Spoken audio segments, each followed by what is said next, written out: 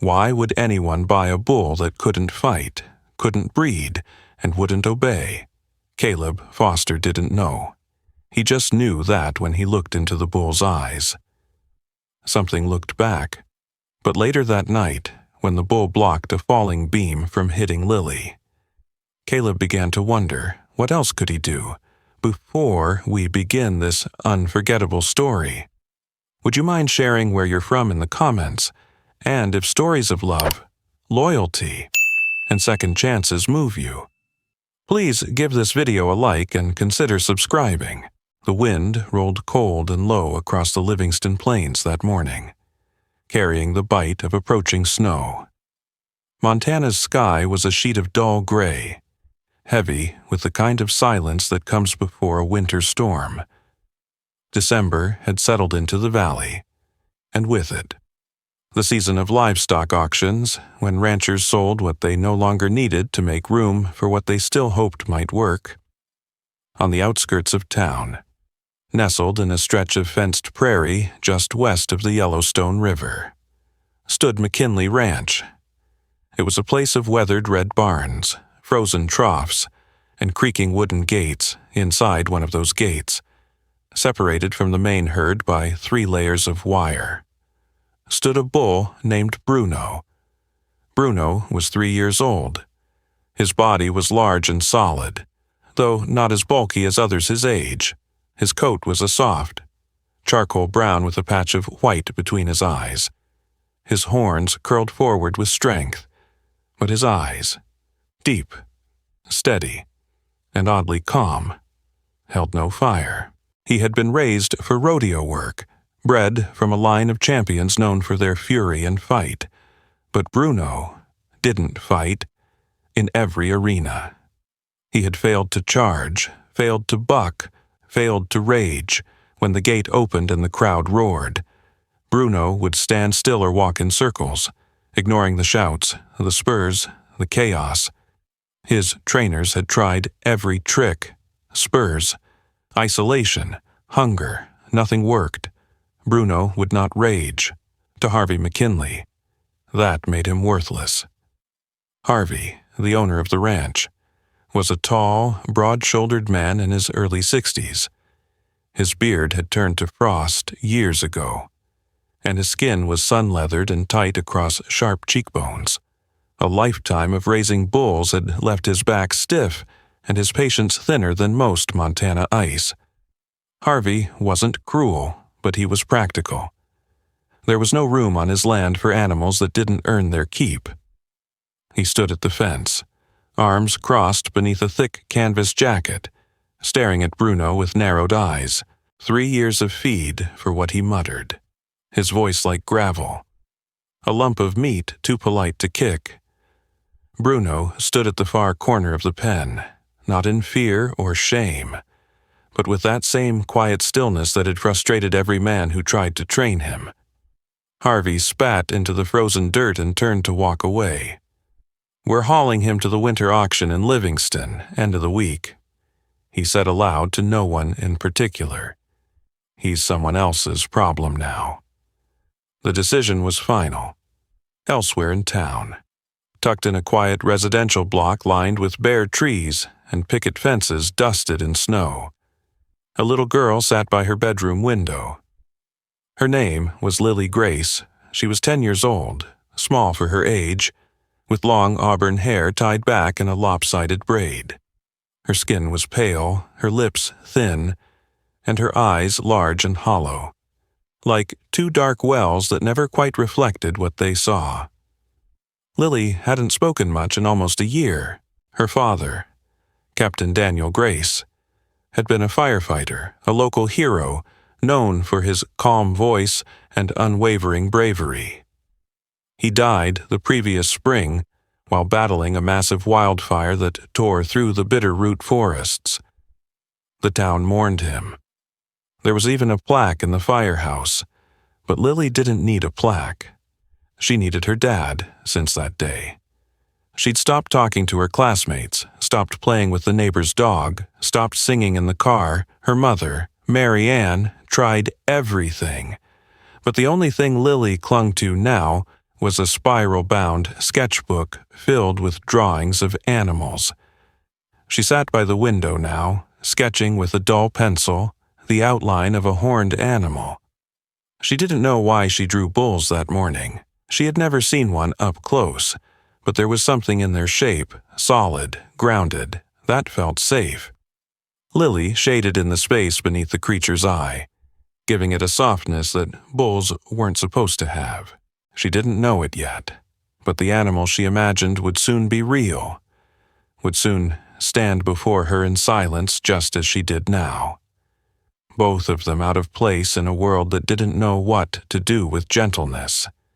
Outside her window, the snow had started to fall, thin flakes at first, then thicker, slower, like ash descending from a sky gone still. The auction barn in Livingston was unusually quiet that morning, save for the low shuffle of boots and the rustle of paper tags clipped to animal pens. The cold had arrived in full, hard, honest Montana cold that numbed fingers through gloves and turned breath to steam. Inside the ring, under the yellowed overhead lights, a handful of seasoned ranchers lined the benches, their expressions flat, their eyes scanning livestock with the practiced indifference of men who'd done this too many winters to count. Bruno stood in the center of the ring, tethered loosely, head lowered but alert. He made no noise, no fuss. The auctioneer, a wiry man with a face like sun-baked clay and a voice honed by decades of yelling over cattle, cleared his throat. "Next up," he called, "lot number 143, Angus Cross Bull, 3 years old, from McKinley Ranch." He let the words hang a moment. Silence followed. The auctioneer adjusted his hat, forced a smile. "We'll start bidding at 10,000, he said. No movement, a cough from the back. 5,000, still nothing. He glanced at Harvey McKinley, who stood off to the side, arms folded, jaw clenched. 3-1. Any takers at 1,000. The room was still, the kind of still that embarrassed even the dust motes. Then a voice spoke from the rear, low, even, steady. $1. Heads turned. A few chuckles broke out. The speaker stepped forward. Caleb Foster, a man in his late 60s, built broad through the shoulders though softened by time. He wore a brown canvas coat, scuffed boots, and a faded ball cap with a Marine Corps insignia. His beard was neat, more white than gray, and his eyes, steel blue and unhurried, regarded the bull with quiet thought. "Sir, you mean 1,000?" the auctioneer asked, hopeful. Caleb shook his head once. "Nope. $1. Laughter this time, the kind that comes when men aren't sure if they're witnessing foolishness or something they've just never seen before. Harvey's face darkened, but he didn't speak. What could he say? The auctioneer glanced again toward the benches. "Do I hear more?" Nothing. Going once, twice, sold. To the gentleman in the Marine's cap, $1. The gavel echoed like a clap of finality. Bruno was his. Outside, the sky had turned paler, the snow thinning to flurries. Caleb led Bruno with quiet hands, his grip firm but gentle. He didn't use a prod, he didn't shout. Bruno followed him without hesitation. The truck Caleb drove was a dented, dark green Chevrolet pickup from the early 2000s. Its livestock trailer had seen better days, with a patch of duct tape covering a crack near the latch. Still, it held together. The drive back to Caleb's property took nearly 40 minutes, winding through snowy back roads lined with pines and bare aspens. Caleb's land, Foster Hollow. As the faded wooden sign read, was a modest spread tucked behind a rise of hills. 20 acres, a barn with a sagging roof, and a 2-story farmhouse painted white once, but now weathered to gray. Waiting inside was Lily Grace. arms folded at the kitchen table, sketchbook closed but nearby. Her expression was unreadable as she stared out the frost-covered window. Caleb entered alone at first, stamping snow from his boots. He was still catching his breath from the cold. "I brought him home," he said softly. No response. He didn't push. Caleb Foster was not a man of many words, nor one to demand them from others. His years in the military had taught him patience and loss. He'd served 2 tours overseas, lost men, lost friends, then, 5 years ago, lost his daughter to cancer. Her name was Marie, Lily's mother, after that. The girl had come to live with him. At first, she cried often, then she stopped crying entirely. Caleb didn't know which was harder. He stepped aside from the door. Revealing Bruno in the open barnyard behind him, Lily blinked, sat up straighter. The bull stood still, flurries catching in his dark coat. He looked larger than she expected, but also softer, not dangerous, not loud, just there. Later that afternoon, Lily ventured outside. She wore her green sweater again, the cuffs worn thin, and a red scarf looped once around her neck. Caleb stayed back by the porch, letting her go alone. She approached slowly, boots crunching snow. Bruno didn't move. He watched her, eyes calm, head slightly tilted. Lily stopped a few feet away and crouched. She pulled her sketchbook from under her coat. Flipped to the page she'd drawn the day before. The bull on the page had the same eyes. She looked up at the real Bruno, uncertain. Then something unexpected happened. Bruno stepped forward, just one step, and lowered his head. He sniffed the sketchbook gently, his breath fogging the air, and gave a soft, curious huff.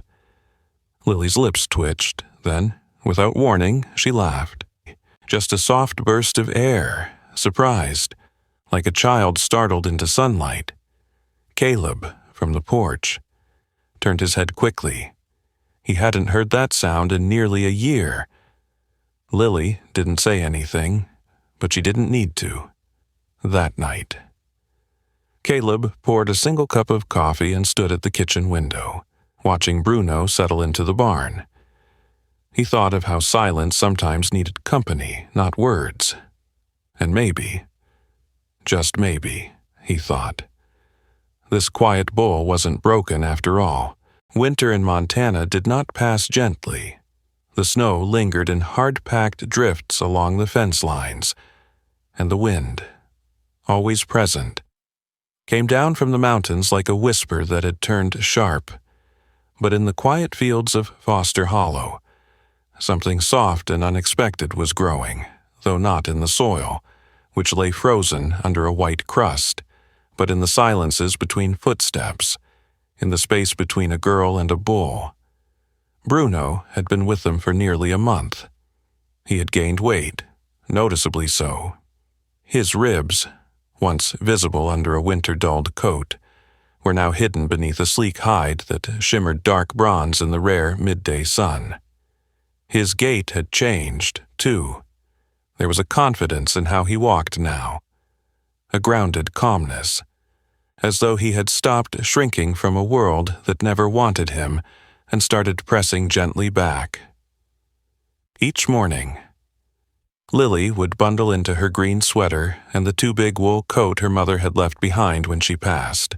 She'd walk out to the barnyard with sketchbook in hand, and Bruno would already be waiting. He didn't move toward her with excitement like a dog. He simply stood, breathing clouds into the cold air, and waited for her to come near by the 3rd week. They had a rhythm. Lily would sit on the old overturned feed bucket just outside the barn, sketching while Bruno grazed or stood beside her. She began speaking softly, just to him at first. Sentences were broken, sometimes no more than a word or two.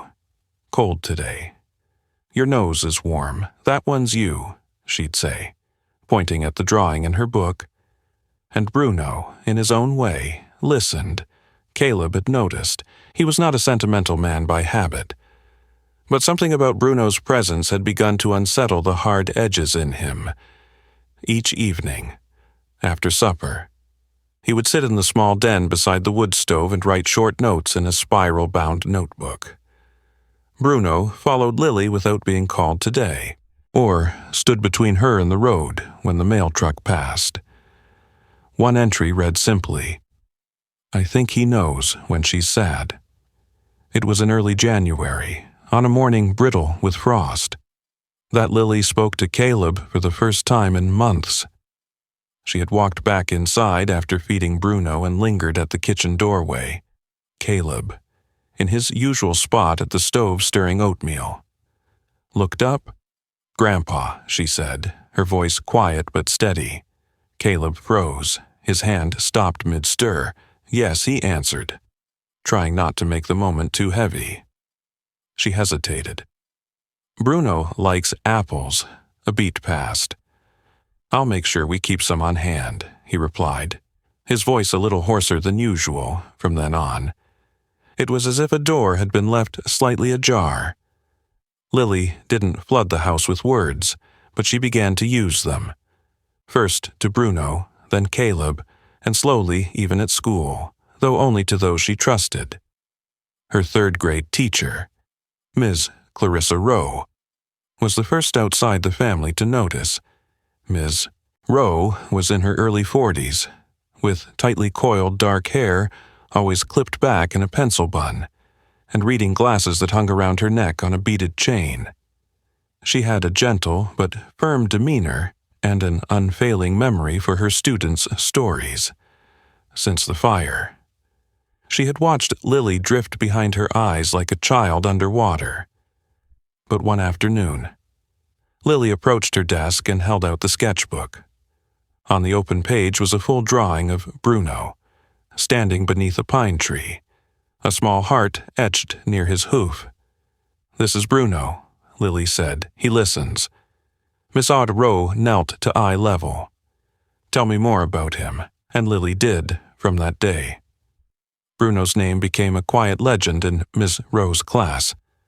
Lily began working on a project called Bruno the Bull Who Listens, a journal with sketches and short entries about her bond with the animal. Other students became curious, some skeptical, but most were simply moved. One boy, Tyson, who had also lost his father, sat with Lily at lunch for the first time in months.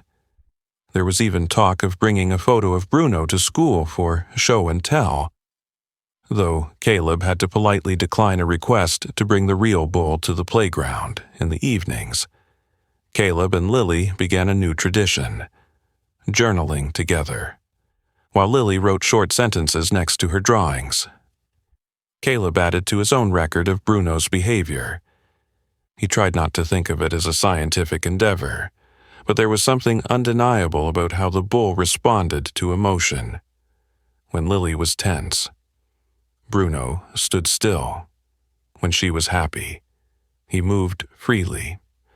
Once, when she tripped and scraped her palm, Bruno let out a low, throaty sound, almost a rumble, and stood between her and the barn wall until she was calm again. Bruno had become a presence, not just a pet or livestock, but a quiet anchor in their small world. One evening, after Lily had gone to bed, Caleb sat beside the stove reading through the day's notes. He looked up when he heard a soft thud outside, peering through the frosted window. He saw Bruno lying near the porch, his broad body curled in the straw Caleb had spread earlier. The bull's head was turned toward the house, as if watching, not waiting.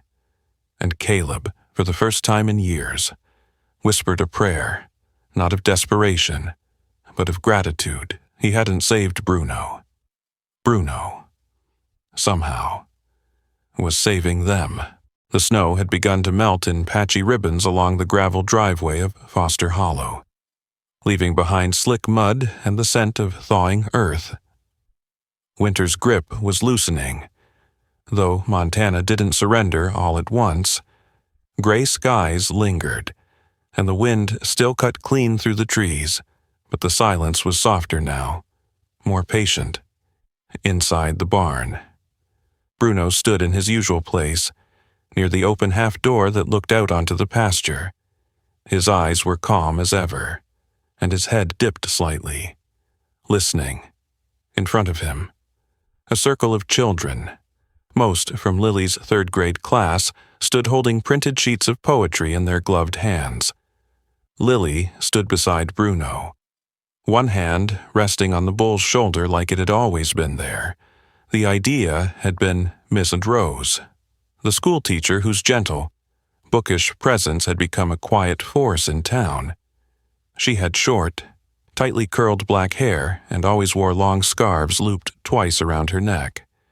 No matter the season, after reading Lily's journal project about Bruno, she'd asked Caleb if her students, especially those with anxiety or speech disorders, might visit the bull. Caleb had hesitated. He didn't like crowds or cameras or things that might change what felt so fragile and sacred between Bruno and Lily. But Ms. Rowe had looked him in the eye and said, "They need to know it's okay to be quiet, and that someone or something might listen anyway."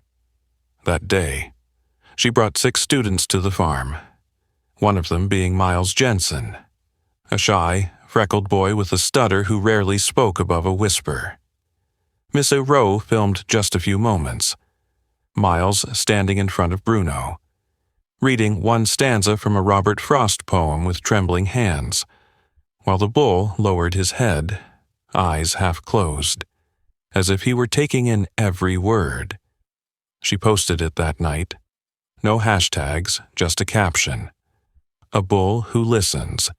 For the kids who don't always speak loud, but still deserve to be heard." The video went viral in 3 days, by the end of the week. Foster Hollow was no longer just a quiet corner of Livingston. Reporters began calling. Emails came in from as far as California. Parents asked if they could bring their children. Caleb, overwhelmed, turned off his cell phone and stopped answering the landline entirely. But one call came through anyway, from Dr. Emma Chen, an animal behavior specialist from the University of Montana. Dr. Chen was in her early 40s, short and energetic, with sharp brown eyes behind thick-rimmed glasses and a clipboard never far from reach. She had grown up in Helena, spent years researching canine cognition, and recently expanded into farm animals. She had been skeptical at first. Bulls, after all, were not known for empathy, but the footage had intrigued her. "Mr. Foster," she said on the phone, "if that bull is capable of emotional recognition, we need to study it, for science, but also for how we raise and understand animals." Caleb didn't like the word study, but Lily whispered to him that she wanted Bruno to help more kids, and he couldn't say no to that. When Dr. Chen arrived at the farm with her assistant, a lanky, soft-spoken grad student named Ben Alvarez, they brought only a few small cameras and an aura of quiet professionalism. No lab coats, no cages, just observation. They set up near the barn and began testing simple scenarios, changing vocal tones, facial expressions, and watching how Bruno responded. What they found was unusual. Ben kept a log. Bull reacts consistently to Lily's emotions, avoids eye contact with angry voices, moves toward calm voices, positions himself between child and door if they appear nervous, responds to facial cues with accuracy comparable to trained dogs. After 2 weeks, Dr. Chen asked Caleb if she could publish a preliminary paper. He agreed, under one condition. No lab, no relocation. Bruno stays here. Meanwhile, the media buzz had caught the attention of someone else. One gray morning, a polished black SUV pulled into the driveway, its tires too clean for the dirt road. Out stepped Harvey McKinley, still as square-shouldered and sharp-jawed as ever, though the corners of his mouth drooped a little deeper now. His coat was a sleek wool blend, his boots unscuffed, and his cologne lingered a bit too long in the cold air. Caleb was chopping wood by the fence when he saw the vehicle. "I hear you've made quite a celebrity out of my old bull," Harvey said, approaching with an easy smile that didn't quite reach his eyes. "He made himself." Caleb replied without looking up. Harvey chuckled, but it rang hollow. "Listen, I was wrong about him. Happens. But I'm here to make it right. I'll give you $100,000 for him. Right now. Cash." Caleb stopped. Looked at him. "Bruno isn't for sale." Harvey blinked. "You serious?" "I've never been more serious about anything in my life." Harvey's face twitched once before settling into something colder. "You know what that bull could do for a ranch's image? Think of your girl. That kind of money could set her up for." Caleb cut him off. "Bruno is already doing more for her than money ever could." Harvey stood a moment longer, then turned and walked back to his car. Jaw tight, the door slammed harder than it needed to. Back in the barn, Bruno stood watching. Lily ran a brush down his side and whispered, "You're safe." That night, under a soft snowfall, Caleb added a final line to his journal. "Bruno didn't change who we are," he reminded us. The first day of spring in Montana didn't come with fanfare. There was no grand thaw, no sudden bloom, but the wind changed, subtle, softer, and the smell of pine and wet earth crept back into the air like an old friend. At Foster Hollow, the snow had receded to the edges of the fields, and tufts of green grass were beginning to show through the mud. Birds had returned, cautiously, and even the barn cat, a fat calico named Ginger, had started sunning herself on the porch again. And out in the pasture, standing tall and broad beneath a pale blue sky, was Bruno. He had grown heavier still, though not in the sluggish way of livestock fattened for sale. His muscles were thick, his eyes alert, his coat shining in the morning light like polished leather. Around him, children laughed. Some walked hand in hand across the pasture. Others sat in the grass with sketchbooks or therapy dogs or soft-spoken teachers beside them. Bruno moved slowly among them, pausing when one child grew anxious, standing still when another needed a moment to breathe. This was Bruno's barn now. The idea had come to Caleb not long after Dr. Chen published her first study on Bruno's emotional responsiveness. There had been a flood of attention, donations, support, even government interest, but Caleb had refused to commercialize what he knew had come from something deeply personal. Instead, he worked with Ms. Rowe, Dr. Chen, and a local nonprofit to create a space for children with autism, PTSD, and social anxiety, a sanctuary where healing could begin with silence, not structure. They renovated the barn, added sensory rooms and outdoor therapy zones. What started as a single bull in a dusty field became a place of stillness and light. Called Bruno's Barn, Center for Quiet Healing, Caleb, now grayer and slower in the knees, remained the heart of the operation. He never wore a badge or title. He just kept showing up, fixing gates, feeding Bruno, sitting with kids who needed someone who didn't need them to talk.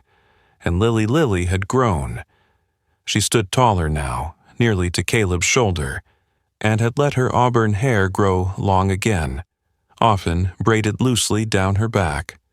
At 12, she still carried her sketchbook, though now she filled it with poems and short reflections alongside drawings of Bruno and the other animals. She was still quiet in crowds but confident in a room. She had become, in many ways, the living voice of Bruno's legacy that spring. Lily had been invited to speak at a regional education conference held in Missoula. It was the largest crowd she had ever faced. The auditorium held nearly 500 people, teachers, therapists, school administrators, and parents. She stood backstage in a blue dress, her hands trembling slightly. Bruno wasn't with her, of course, but his photo was on the large screen behind the podium, his name printed in white letters across the bottom. She stepped forward, adjusted the mic, looked out, and began. "I used to think silence was a problem," she said. "That not talking meant something was broken in me. Then I met a bull who didn't talk either, but somehow always knew what I needed." She spoke slowly but with a grounded calmness that filled the hall. She told them about her father, about the fire, about losing her voice, about Bruno's breath fogging her sketchbook, about the first time she laughed again, about how silence became safety and safety became trust. She ended with one sentence, voice steady, eyes shining. "Bruno didn't save just me or Grandpa. He saved our whole way of seeing the world." There was a silence afterward, deep, respectful, and then applause, loud, long, tearful. Miss Rowe, seated in the front row, wiped her glasses with a tissue and whispered, "That girl's going to change more than one world." After the speech, Lily stepped down from the stage into the arms of Caleb, who had been waiting off to the side. He didn't speak, just held her close and nodded. Back at Foster Hollow that weekend. A car pulled up to the main gate. It was a different car this time, an older pickup. Its paint sun-faded and its bumper slightly dented. Out stepped Harvey McKinley, wearing a worn denim jacket, boots caked with dirt, and a hat that hadn't been polished for appearances. He stood awkwardly near the fence, looking out at the children in the pasture, at Bruno grazing among them. Caleb approached him slowly, cautious but not cold. I watched her speech. Harvey said, twice, couldn't stop thinking about it. Caleb nodded. "Waited, I was wrong." Harvey added, "About a lot of things." He pulled an envelope from his coat pocket and handed it over. "That's the deed to the south field," he said. 30 acres. Borders your lower pasture. I know you could use the space." Caleb stared at the paper, then at the man. "I don't expect anything back."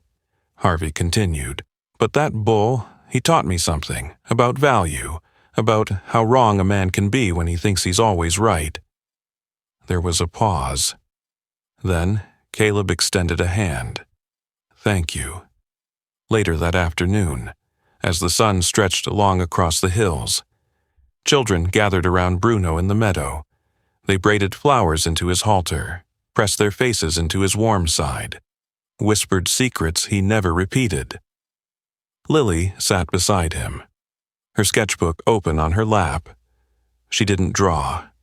She just leaned against him, her head resting between his shoulder and neck, in that golden hour light, with laughter in the air and wildflowers pushing up through spring grass.